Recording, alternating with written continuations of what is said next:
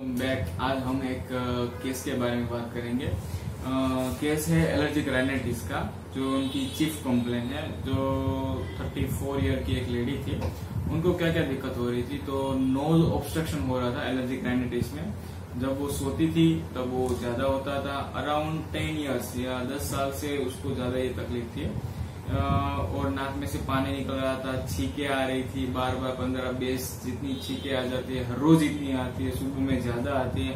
फिर पूरा दिन फुल एनर्जी ऐसा लगता नहीं है, वीकनेस लगता है, सर बारी बारी लगता है। और जब भी छींके आती है तब बहुत अंदर से और बहुत तेज छींके आती है। कुछ भी अगर ठंडा खा लिया, वेदर चेंज हो गया, फिर भी ऐसे ही तुरंत ही उनको छींक आ जाती है। फिर उनको खांसी हो रही थी 2 महीने से, और जब सोती है तभी ज्यादा आती है और सूखी खांसी होती है, और उनमें कफ वगैरह कुछ निकलता नहीं है। और जब भी खांसी आती है तो 1-1.5 घंटे के लिए तो ज्यादा ही रहती है। ठीक है। फिर उनको एक कॉन्स्टिपेशन की भी दिक्कत रहती थी, वो भी 2 डे में 1 टाइम जाना पड़ता था। अर्जिंग ही नहीं आ रहा था, हर रोज जैसे पेट साफ नहीं होना, जैसे स्ट्रेन करना पड़ता था, ऐसे ही। ठीक है। और जब भी पीरियड्स में होते तब उनको इचिंग आती थी ग्रोइन रीजन में। ठीक है। ये उनकी चीफ कंप्लेन थी।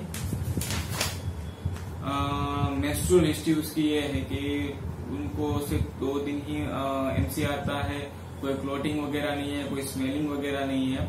और पहले बहुत पेन होता था, लेकिन डिलीवरी के बाद उनको कोई पेन ऐसा वगैरह कुछ होता नहीं है।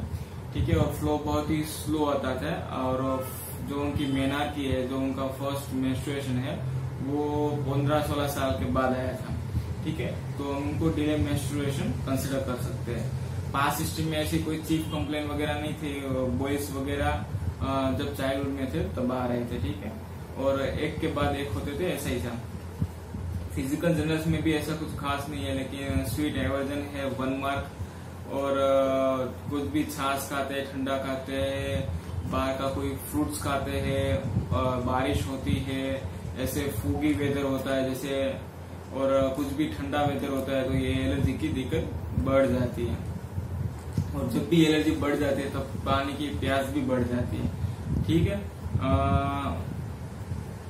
ये उनको उनकी एंगेज के बाद से ही ये दिक्कत होने लगी थी।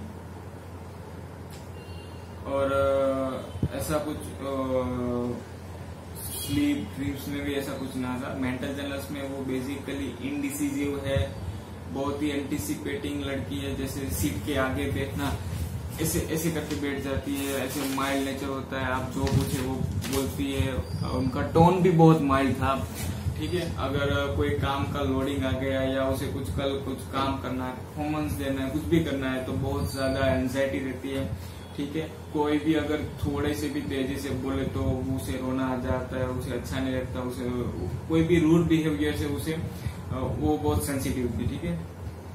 और वो डर भी नहीं जाती थी, कोई भी अगर जोर से बोले तो वो डर भी जाती थी। इसी वजह से वो झगड़े वगैरह देख नहीं पाती थी, कोई भी रास्ते में एक्सीडेंट वगैरह वो भी देख नहीं पाती थी। और क्या कहते खून वगैरह जैसे ब्लीडिंग वगैरह हो रही है वो भी बहुत ज्यादा देख नहीं पाती, चक्कर आने लगते हैं, ऐसा कुछ होता है। ठीक है। और बचपन में सबसे छोटी है अपने भाई बहनों में, और सबसे बहुत लाड़ प्यार से बहुत बड़ी हुई है। ठीक है। यहाँ पे आए एंगेज के बाद तो जो हस्बैंड है उनका नेचर बहुत तेज है, स्ट्रॉन्ग स्वभाव का है, स्ट्रॉन्ग नेचर है उनका। उसकी वजह से वो उनको डांटते बहुत है, और वो उनको कुछ भी ऐसे उसके शेड्यूल में ऐसा फेर आ गया तो वो तुरंत ही उन पर डांट पड़ते हैं। ठीक है। ऐसे उनके घर में कोई ऐसी दिक्कत नहीं थी। और ऐसे ही जैसे हस्बैंड तेज है, ऐसे ही उनकी सास भी इतनी तेज है। वो क्या करती है, वो भी कुछ ना कुछ बात पे टोकती रहती है, झगड़ा करती है, क्योंकि ये सेंसिटिव है ना, तो इनको ये सब कुछ ज्यादा लगता है। ठीक है। ये बहुत शांत स्वभाव की थी, और किसी को अगर कुछ कहना भी है ना तो कह नहीं पाती थी, और जो भी वो कहे वो तुरंत ही कर लेती थी। अगर उनकी इच्छा है नहीं है फिर भी वो सब कुछ कर देगी। ठीक है। मदर की नेचर में भी ऐसा ही था। कि मदर के जो दादी थे, मदर की लाइफ हिस्ट्री में मदर की जो दादी है वो भी बहुत तेज थी, और अगर उसकी मम्मी भी कहीं पे बाहर जाए तो उसे अच्छा नहीं लगता था, क्योंकि उसकी मम्मी भी इतनी शांत थी तो उसको भी बहुत ज्यादा लगता था। ठीक है, तो और गायनेक हिस्ट्री भी यही है कि गायनेक हिस्ट्री में क्या है कि एक उनको क्रिएटिव उसने करवाया है 2 महीने के एज में, 2 महीने ऑफ लाइफ में, 2 मंथ ऑफ प्रेगनेंसी में, क्योंकि उसका बच्चे का जो ग्रोथ है वो अच्छा नहीं हो रहा था। अभी उनको एक सन है, उसके बाद एक सन है 9 ईयर का, फिर उनके बाद एक स्टिल बर्थ हुआ है 3 डेज के बाद। ठीक है, क्योंकि मेकोनियम स्वेलो कर लिया था, और उसके बाद एक अगेन एक लड़का है। तो बेसिकली हम देखते क्या है, एलर्जी क्यों होती है, एलर्जी का रीजन क्या है। यहाँ पे सब लोग बोलेंगे कि वेदर चेंज की वजह से ऐसा हो गया।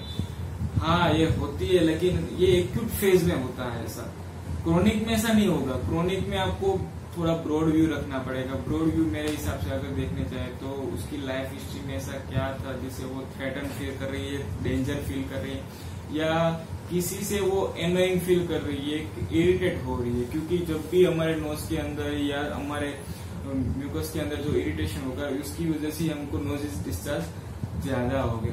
अगर अब इवोल्यूशन फेज में देखा जाए और साइकोडायनामिक्स देखा जाए उसके पीछे कि नोज तो इवोल्यूशनरी टर्म्स में क्या नोज का यूज कहाँ पे होता था। जैसे हम देखते हैं कि जो एनिमल्स थे वो क्या करते थे, वो नोज का यूज स्मेल करने में करते थे, डेंजर का स्मेल या कुछ खाने पीने की स्मेल वगैरह वगैरह। जैसे उनको कुछ भी कोई भी यहाँ पे आ जाता है, कोई भी उनके टेरिटरी में आ जाता है तो उनको तुरंत ही स्मेल आ जाती है और वो अपना प्रिकॉशन वहीं से रखते थे। ठीक है, तो हमें केस में ऐसे ही जाना क्योंकि हमारा इवोल्यूशन ऐसे ही हो रहा है। ठीक है, तो हम एक रूब्रिक लेते हैं एपिजेनेटिक्स। एपिजेनेटिक्स यानी कि आपका सराउंडिंग, आप कौन से सराउंडिंग में से बड़े हुए हो। ठीक है, और उनकी इम्पैक्ट क्या हुए और आपका स्ट्रॉन्ग ऐसा कौन सा सिम्टम है। ठीक है, जो पेशेंट को इंडिविजुअलाइज करता है। तो यहाँ पे सराउंडिंग में क्या आ रहा है, तो एक स्ट्रॉन्ग ऐसे कैरेक्टर आ रहे हैं जो एक वीक कैरेक्टर को दबा रहा है। अगर ये भी इतनी स्ट्रॉन्ग होगी तो ये फाइट हो जाती और इनको इतनी दिक्कत नहीं होगी, गुस्सा बाहर निकल जाता और ये इतनी फील नहीं करती। लेकिन ये फील क्यों कर रही है, क्योंकि इतना स्ट्रॉन्ग कैरेक्टर है और इतना माइल्ड है। तो एक माइल्डनेस रूब्रिक तो सिंपल ही आ गया। स्ट्रॉन्ग कैरेक्टर है तो हम यहाँ पे स्ट्रॉन्ग कैरेक्टर में 2 के स्वरूप में लेते हैं। ये परसीव ये लाइफ है ना, उनका फर्स्ट परसेप्शन है कि ये मेरे हस्बैंड इतने स्ट्रॉन्ग है तो मैं उससे डरती हूँ, वो मुझे डांटते हैं, ऐसे मेरी सास भी ऐसी है। तो हम यहाँ पे एक लेते हैं डेविल कैरेक्टर, डेविल और डिक्टेटर कैरेक्टर। उनको कंबाइन कर दे तो भी चलेगा, सिंपल रूब्रिक एक डेविल लोगे तो भी चलेगा। ठीक है, तो हम यहाँ पे जनरली वो ऐसे रूब्रिक को कंबाइन कर देते हैं, डेविल प्लस डिक्टेटोरियल। ठीक है, जो एक डेविल कैरेक्टर है वो एक सबमिसिव कैरेक्टर को दबा रहा है, उसके थ्रेट की वजह से, उसके डर की वजह से कि अभी कुछ ना हो ना जाए, अभी मुझे कुछ डांट ना दे, अभी मुझे कुछ ये ना कर दे, अभी मुझे कुछ ये ना कर दे। ठीक है, ये कांस्टेंट डर बना रहता है, उसकी वजह से उनका नोज कांस्टेंट एक्टिव रहता है और उसने ये प्रोड्यूस करती है। ये कब से हुआ, जबकि उनकी शादी हुई, सगाई हुई। सगाई के बाद क्या होता है, जब उनको पता चला कि ये मेरी सास है इतनी स्ट्रांग है, तब से ऐसा एक्टिव हो गया ना। पहले तो इतना सब कुछ नहीं था, अभी एक्टिव हुआ तो हमें इसी एरिया के बारे में उनको पूछना ज्यादा है। ठीक है, तो हमें ऐसे सिंपल केस है तो सिंपल तरीके से निकालेंगे तो अच्छा हो जाएगा। मैंने इस केस में 2 ही रूब्रिक लिए थे, डिल्यूजन डेविल और स्वीट एवर्जन, जो उसका स्ट्रॉन्ग रूब्रिक था। उसमें थे माइल्डनेस वाली रेमेडी और सर्वाइवल रेमेडी, यील्डिंग रेमेडी, और जिनका एमसी बहुत स्कैंटी है, प्रोलॉन्ग है, उसके बारे में। तो पल्सेटिला मैंने दिया था ड्रॉपर मेथड में, वाटर पोटेंसी में, और 1 ही महीने के अंदर देखो चेंजेस आपको 1.5 महीने 3 महीने में नहीं आएगा, 6 महीने में नहीं आएगा। होम्योपैथी नहीं है, होम्योपैथी में अगर आप वाटर पोटेंसी देंगे तो विद इन अ वीक आपको पता चलेगा, पेशेंट का सफरिंग डाउन हो जाएगा।